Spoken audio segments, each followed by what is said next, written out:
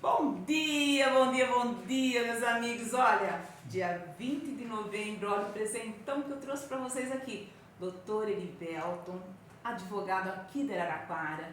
Ele trabalha com as regras, as leis, né, de discriminação racial aqui de Araraquara, né? Exatamente. Atende região também. Araraquara é região. Né? Araraquara e região.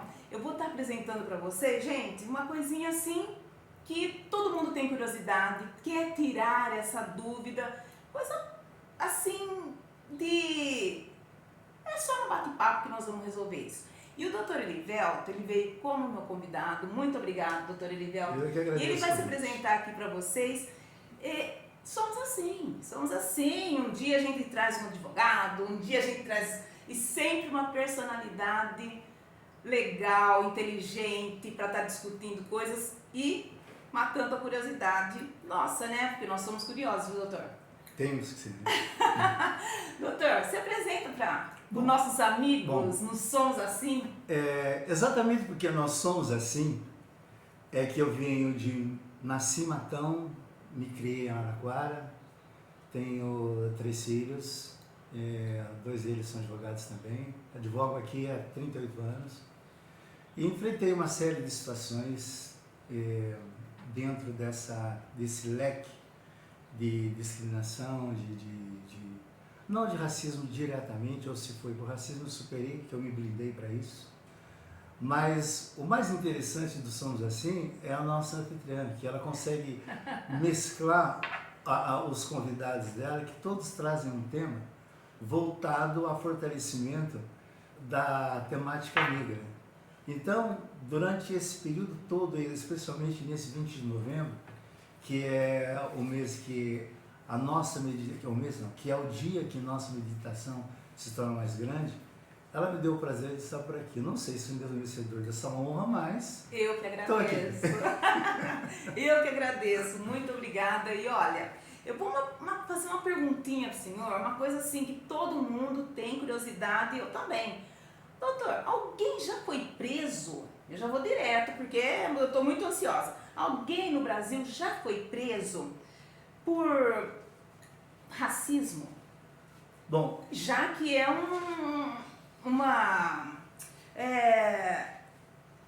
é inafiançável.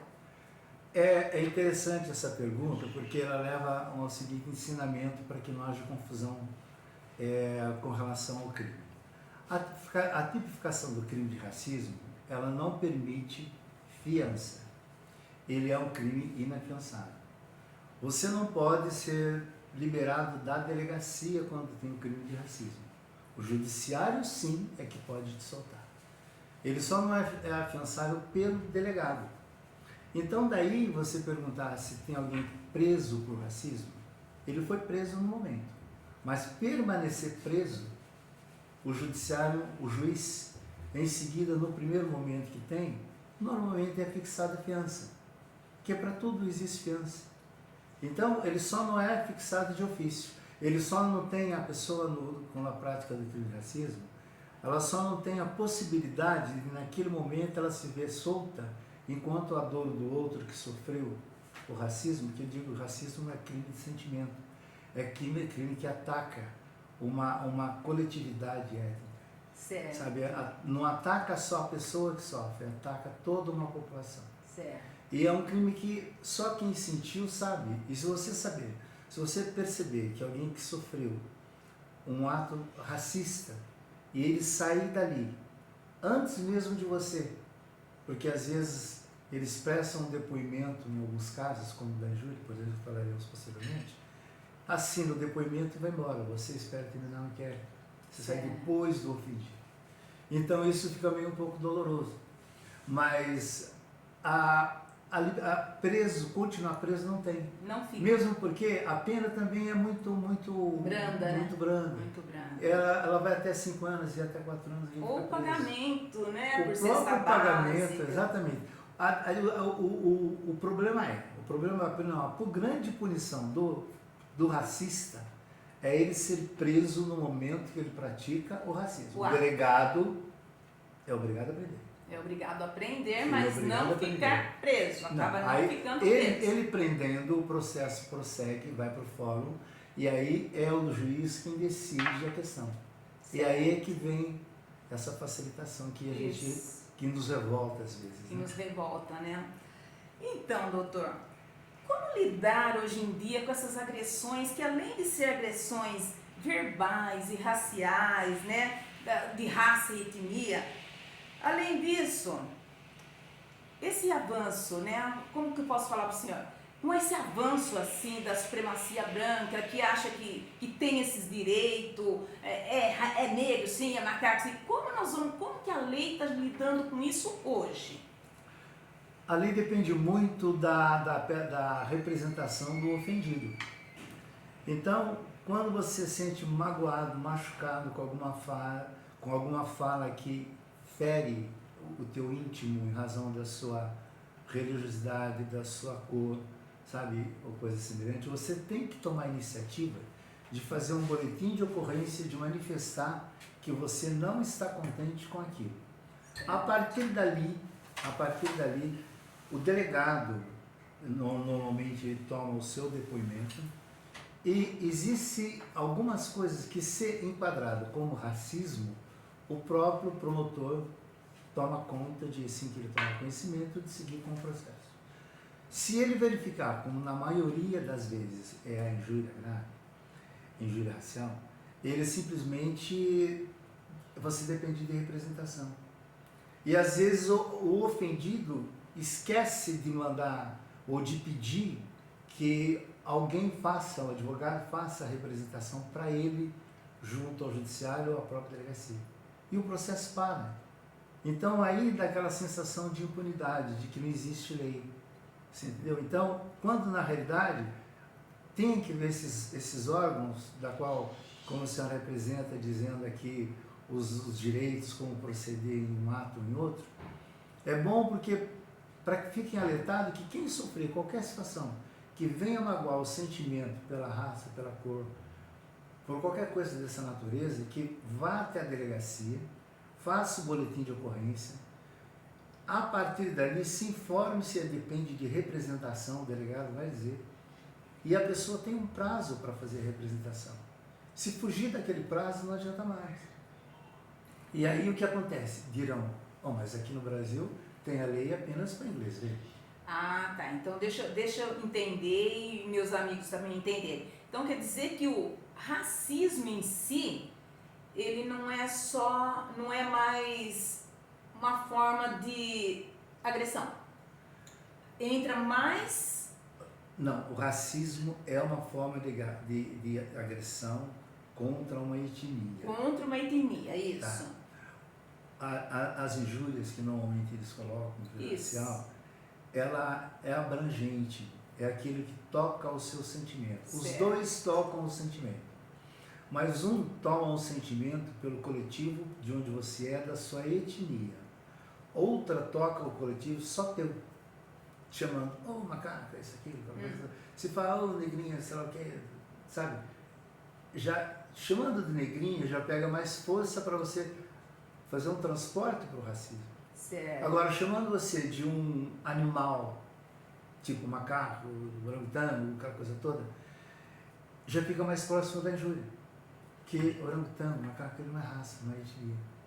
Entendi. Entendeu? Então, essas coisas, existem algumas diferenças que são pequenas, mas é que fazem com que o crime seja mais grave ou menos grave.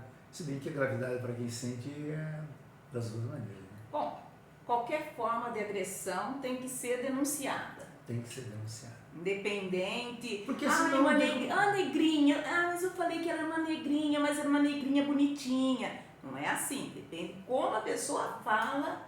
Porque quem vai dosar se aquela fala, se aquele direito de fala de negrinha ou aquela rotulação que está sendo dada está pesando moralmente ou psicologicamente para ela, é quem está ouvindo. Quem está ouvindo. Quem está falando não sente.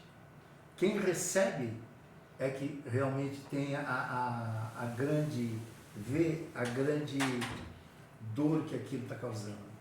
Então depende muito do advogado que vai pegar essa causa. A forma que ele vai administrar e vai colocar Não, eu acho que todo profissional do direito pega um cliente e fala, olha, eu sofri uma série de ataques com relação à minha cor, né? E gostaria de fazer uma representação, estou entendendo que isso é um racismo.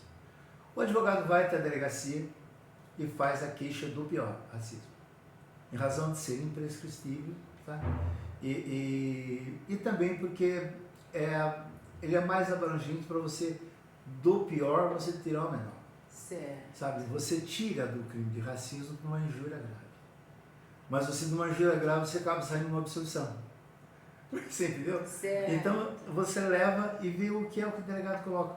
A grande barreira dos processos raciais, étnico-raciais, é exatamente quando você apresenta o fato para a autoridade policial. Porque você vai apresentar o fato, às vezes quando a pessoa vai com um advogado ou quando vai sozinho, no calor da emoção.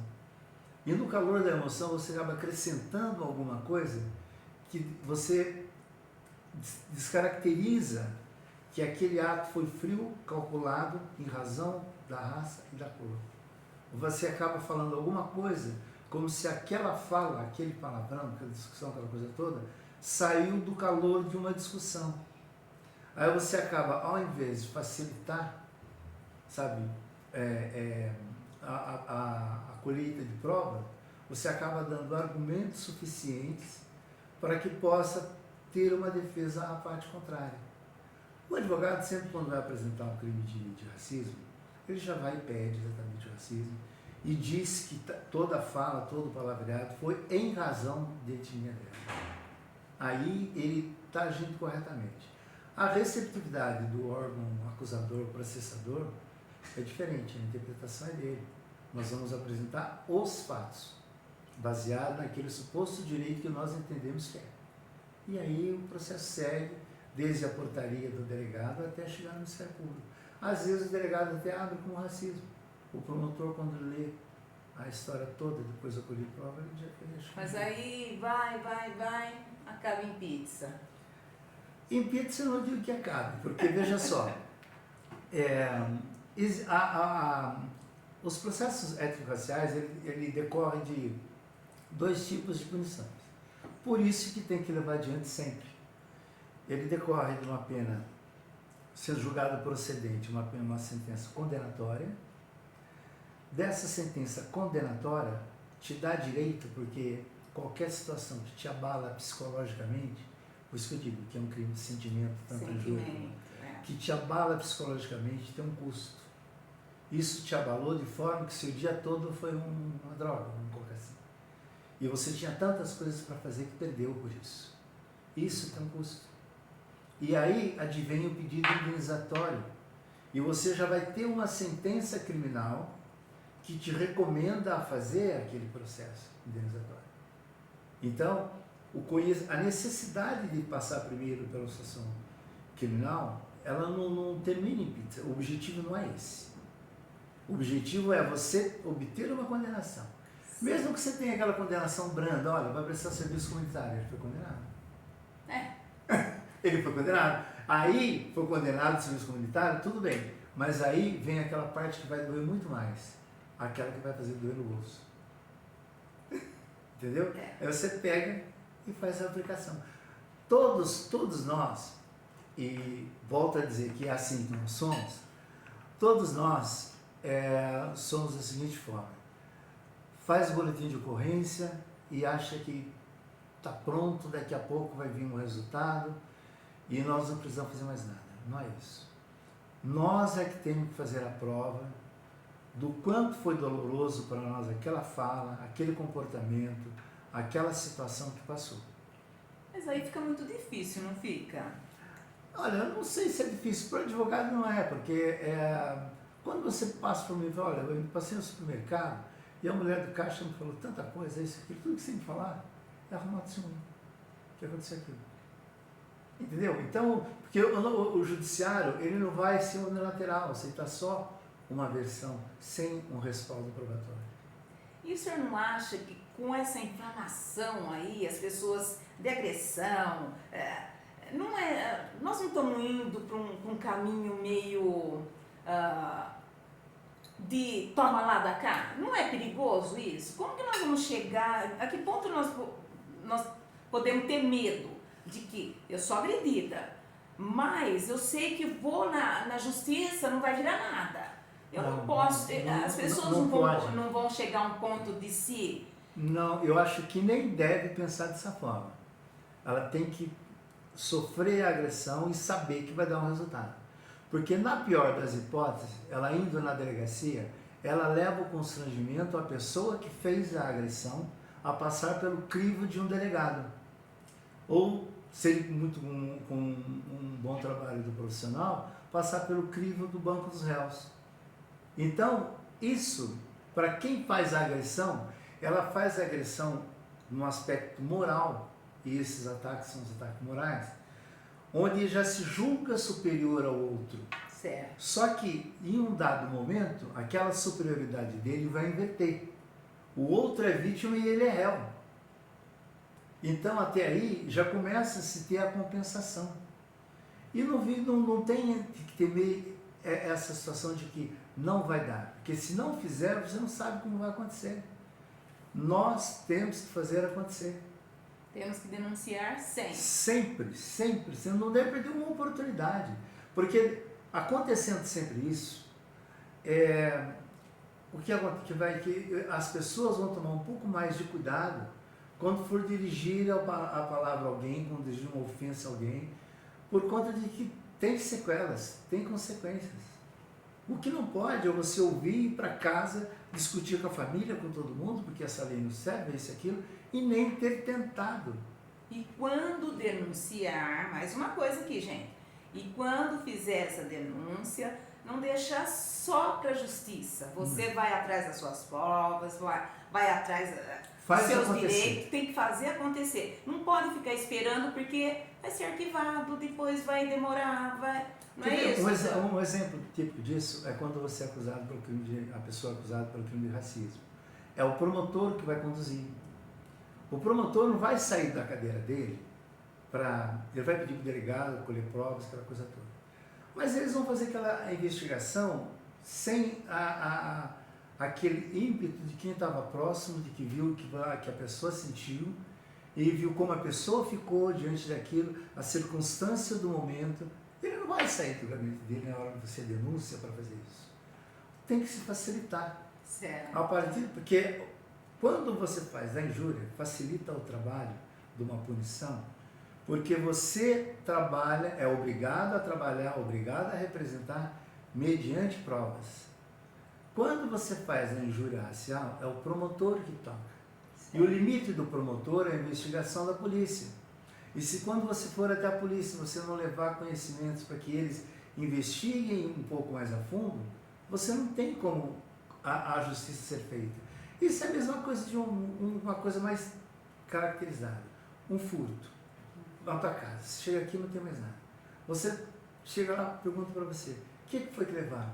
Não sei. Pista. Você tem que ter uma pista. Você entendeu? É um investigador que precisa de uma pista, senão ele não chega. E isso acontece em todos os delitos. Quanto tinha na tua casa? Quanto tinha na tua carteira que tiraram? Não sei. Não sei. Que marca era o aparelho do seu carro que roubaram? Não sei. Mesmo que ele aprenda um outro aparelho, ele não vai poder te devolver, porque você nem sabia qual era o teu.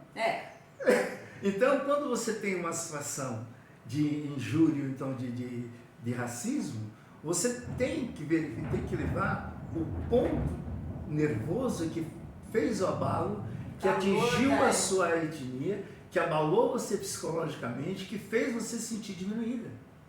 Se você não tiver esses elementos, você vai estar fazendo uma denúncia vazia.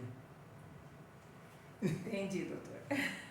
Gente, olha, não vou mais tomar tempo do doutor Herivelton. Que pena. Por quê? Não, mas a gente vai estar sempre aqui tentando esclarecer. Por mais que a gente que explique pra gente que é leigo, é difícil entender como funciona a lei.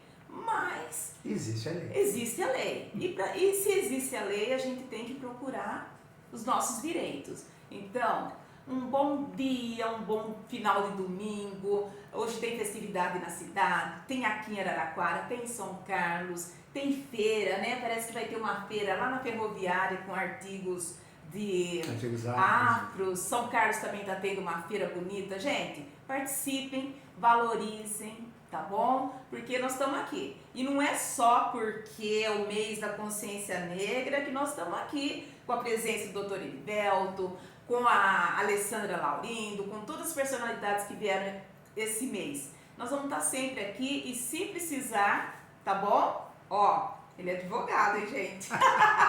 Bom dia para vocês e muito obrigado. O senhor quer mandar um beijo, um abraço para... Eu quero, assim, gostaria de dizer que, por nós sermos assim, é que a gente procura buscar ajuda sempre um ao outro e nunca deixar morrer aquilo que nós já conquistamos. Nós conquistamos o reconhecimento de um dia que se é de aceitação da maioria ou não, do 20 de novembro, mas é o nosso dia. É o dia da nossa reflexão, dia, nossa conquista. é o dia da nossa conquista. E não deixe ninguém entrar nas nossas pautas. Essas pautas é da situação do racismo. É nossa. É nossa. Não vamos dividir. Outros têm direitos também, mas Essa é procure nossa. brigar com a gente. Obrigada. Um Muito bom obrigado. dia para todos nós. Fiquem com Deus. Você está aqui desligando. Agora eu corto esse final.